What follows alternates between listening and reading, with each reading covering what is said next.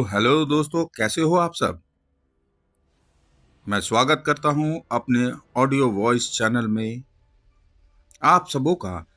तो दोस्तों, आज की कहानी हर दिन की अपेक्षा कुछ अलग। ये कहानी कुछ डरावनी नहीं, ऐसा नहीं, बहुत डरावनी है। तो चलिए लुत्फ उठाते हैं इस कहानी का। कहानी की शुरुआत होती है बिहार के सासाराम जिले से। एक बंदा जिसका नाम सचिन है, उसकी अभी नई नई शादी हुई है। करीब महीने भर बीत चुके हैं और वो अपनी दुल्हन को लेकर उसके मायके यानी कि हजारीबाग जाने वाला है। तो दोस्तों, सचिन निकल पड़ता है अपने ससुराल की ओर अपनी पत्नी को लेकर हजारीबाग। जी हाँ दोस्तों, हजारीबाग। 8-9 दिनों की छुट्टियों के बाद अब बारी आती है उनके वापस सासाराम लौटने की। तो दोस्तों, रात 11:30 बजे हजारीबाग बस स्टैंड से दोनों बस पे सवार होते हैं। चूंकि सचिन की नई नई शादी हुई है तो उसकी दुल्हन भी नए लिबास में, लाल साड़ी में पूरी सज धज कर उसके साथ अपने ससुराल को निकलती है, सचिन के साथ। जी हाँ दोस्तों, 11:30 बजे बस रवाना होती है सासाराम के लिए। बीच में काफी घने जंगलों से होकर गुजरती है ये बस। रात को बस वहां से खुलती है और पूरे लय में, पूरी रफ्तार के साथ ड्राइवर बस को भगाता जाता है। अब रात के 2 बज चुके हैं। रात के 2 बज चुके हैं दोस्तों। एकाएक सचिन की दुल्हन, सचिन की पत्नी सचिन को कहती है कि मुझे वॉशरूम जाना है। सचिन कहता है कि तुम क्या बात कर रही हो, रात के 2 बजे हैं और इतनी सुनसान कोहरे वाली सड़क पर बस को ड्राइवर नहीं रोकेगा। लेकिन वो जिद करने लगती है कि काफी जोर से उसे बाथरूम आई है, तो इसलिए वो प्लीज रिक्वेस्ट करे ड्राइवर को ताकि वो बस रोक दे। सचिन बस ड्राइवर से जाकर रिक्वेस्ट करता है। शुरू में बस ड्राइवर आनाकानी करता है और कहता है कि सुनसान सड़क पर रात के 2 बजे आप बस को खड़ी करने को कह रहे हो, कोई लुटेरा आ गया, कोई डकैत आ गया तो हम क्या करेंगे। और साथ में इस सुनसान रास्तों में आत्माओं का भी वास है। कहाँ कोई आत्मा कहाँ भटक रही हो कौन जानता है। लेकिन सचिन बोलता है ये सब बेमानी बातें हैं, प्लीज आप बस को सिर्फ 2 मिनट के लिए कहीं देखकर रोक दो। बस ड्राइवर, चूंकि लेडीज की बात है तो वो मान जाता है और कुछ दूर पर जाकर वो बस को रोक देता है और कहता है कि आप जल्दी करो। सचिन की पत्नी बस से उतरती है और घने जंगल की ओर एकांत में चली जाती है। कुछ देर बीत जाने पर सचिन आवाज देता है, शालू जल्दी करो, लेट हो रहा है। लेकिन उधर से कोई जवाब नहीं मिलता। अब बस ड्राइवर भी चिल्लाने लगता है कि क्या कर रहे हो साहब, जल्दी करो, इतनी देर तक बस को नहीं रोक सकते। फिर सचिन दोबारा आवाज लगाता है। इस बार थोड़े गुस्से में वो आवाज लगाता है, कहाँ हो, चलो जल्दी, क्या तुम्हें सुनाई नहीं दे रहा है। इस बार भी कोई आवाज नहीं आती। सचिन थोड़ा डरता है, कुछ आगे बढ़ता है और चिल्लाते हुए बोलता है, क्या तुम्हें सुनाई नहीं दे रहा। इस बार रिप्लाई आता है, इस बार जवाब मिलता है, लेकिन जवाब काफी गंभीर आवाज में, हाँ आ रही हूं ना। ये आवाज सुनकर थोड़ी देर के लिए सचिन सहम सा जाता है ये मेरी पत्नी की आवाज नहीं। लेकिन उधर से उसकी पत्नी शालू निकलती है तो वो जल्दी से बस की ओर बढ़ता। क्या करती हो तुम? इतना समय लगा दिया। लेकिन वो कुछ नहीं कहती, सीधे धड़ाधड़ बस पे अपनी सीट पर जाकर बैठ जाती है। सचिन भी बस पर चढ़ता है। बस वहां से फिर खुलती है और पूरे रफ्तार के साथ बस जाने लगती है। सचिन को बड़ा गुस्सा आया कि आखिर इतनी देर में उसने क्यों जवाब दिया, और यूं भला कौन जवाब देता है। सचिन ने उससे कहा कि मैं बार बार तुम्हें आवाज लगा रहा था, तुम सुनती क्यों नहीं हो? लेकिन शालू ने कोई उत्तर नहीं दिया। सचिन ने बोला कि चलो छोड़ो, बस में क्या चिक चिक करना। वो भी अपनी जगह बैठकर आंखें बंद मूंद कर सो गया। सुबह बस 7:30 बजे सासाराम पहुंचती है। दोनों बस से उतरते हैं और अपने घर को जाते हैं। सचिन की मां नहीं है, सिर्फ पिताजी हैं। दोनों पहुंचते हैं, उनके पैर छूते हैं। सचिन के पापा बहुत खुश होते हैं। शालू अपनी दैनिक दिनचर्या में लग जाती है। वो सुबह का चाय नाश्ता वगैरह तैयार करती है, सचिन को टिफिन देती है, नाश्ता कराती है। और चूंकि बाबूजी के सचिन के पिताजी के गांव पर, जो कि आरा में था, वहां एक पूजा होनी थी और सभी लोग जो है वहां इकट्ठे जमा थे, इसलिए आज ही उनको गांव के लिए निकलना था। तो वो भी नाश्ता करते हैं और गांव की ओर चल पड़ते हैं। सचिन भी अपनी ड्यूटी को चला जाता है। अब शालू घर पर अकेली है और दोपहर के 12 बजे अचानक शालू झोला उठाती है और निकल पड़ती है। चिकन वाले के पास जाकर कहती है, मुझे 10 केजी चिकन चाहिए। चिकन वाला सकपकाता है, 10 केजी ठीक है। फिर भी वो 10 केजी चिकन तौल देता है। शालू वो 10 केजी चिकन लेकर सीधे घर को आती है। घर के मेन डोर को लॉक करती है और यकायक वो पूरा 10 केजी चिकन पूरे फर्श पर फैला देती है और बैठकर कच्चा ही खाने लगती है और गुर्राती जाती है। उसकी छटपटाहट, उसकी भूख और इतना विभत्स रूप था उसका कि शायद अगर वहां कोई खड़ा होकर ये सीन देख ले तो उसे हार्ट अटैक आ जाए। खुले बाल, डरावना सा लुक, पूरे फर्श पर हड्डियां, मांस के चिथड़े, खून बिखरा पड़ा था और बीच बीच में वो खून को चाटती जाती। फर्श पर पड़े खून को वो अपनी जीभ से चाटती जाती और गुर्राती।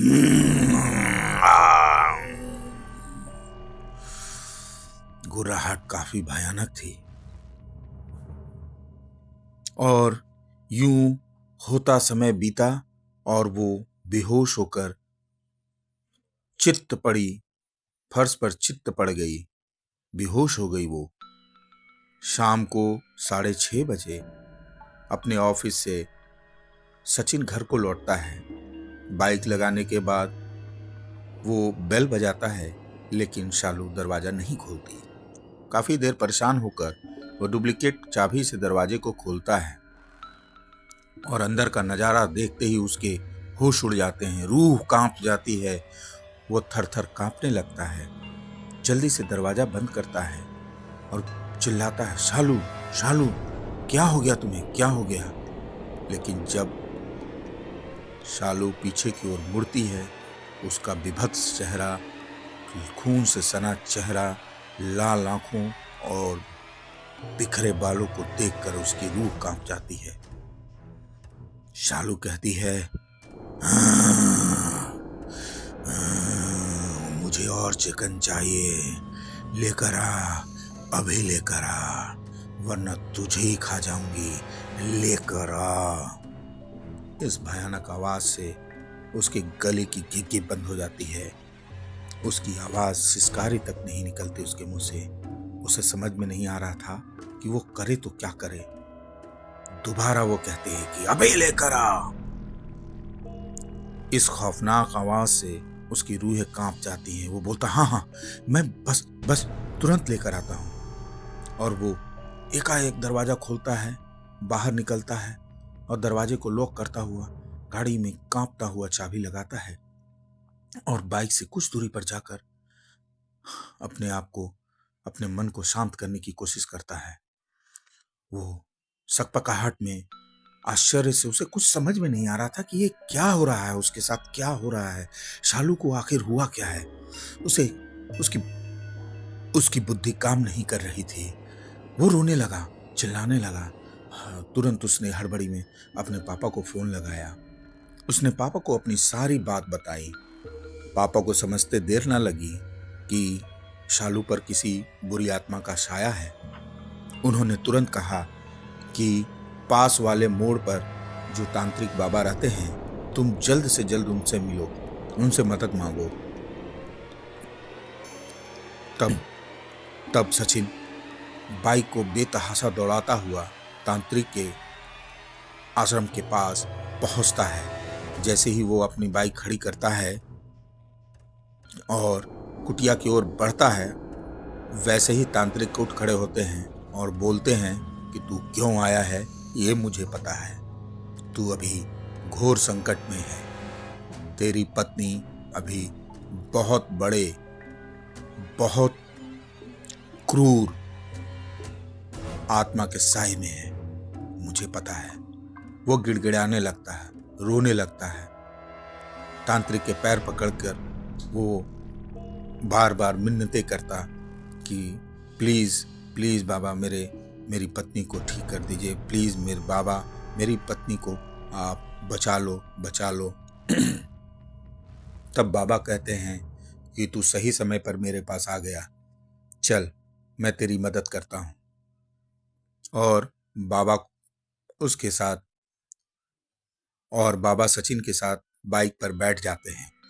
रास्ते में वो बताते हैं कि उसे जिस साये ने पकड़ा है वो कोई मामूली साया नहीं, वो एक क्रूर डकैत का प्रेत है, डकैत का प्रेत। सचिन आश्चर्य से पूछता है कि बाबा ये आपको कैसे पता। बाबा कहते हैं मैं सब कुछ जानता हूँ। वो प्रेत कहाँ से आया, तुम्हारी पत्नी के शरीर में कैसे समाया, ये सब मुझे पता है।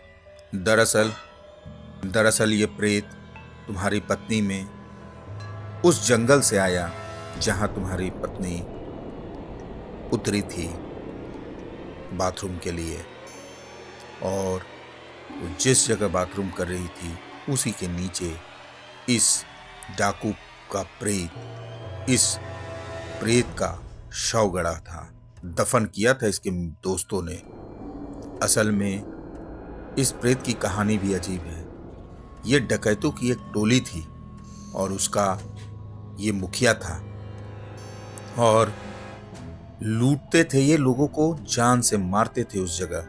और ये डकैत और इनके दोस्त उधर से गुजरने वाली गाड़ियों को लूटते थे, उनकी हत्याएं करते थे और उनका माल लूट लेते थे, आपस में बांट लेते थे। एक बार इस डकैत का विवाद हो गया अपने दोस्तों के साथ और सभी ने मिलकर इसकी हत्या कर दी और उसी जंगल में, उसी जगह दफना दिया। तब से ये भटक रहा है और शरीर ढूंढ रहा था और इसे एक शरीर मिल गया।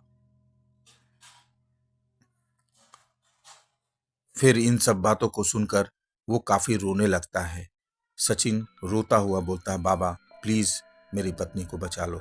बाबा बोलते हैं बच्चा तू चिंता ना कर, सब कुछ ठीक हो जाएगा, तू मेरे पे विश्वास रख। सचिन अब घर को पहुंच चुका है। बाबा तांत्रिक बाबा कहते हैं कि तू बाहर ही रहना। और तांत्रिक घर में प्रवेश करते हैं तो वहां देखते ही वो प्रेत चिल्ला उठता है, तू आया है, तू मुझे वश में करेगा, अरे मैं तुझे भी मार दूंगा।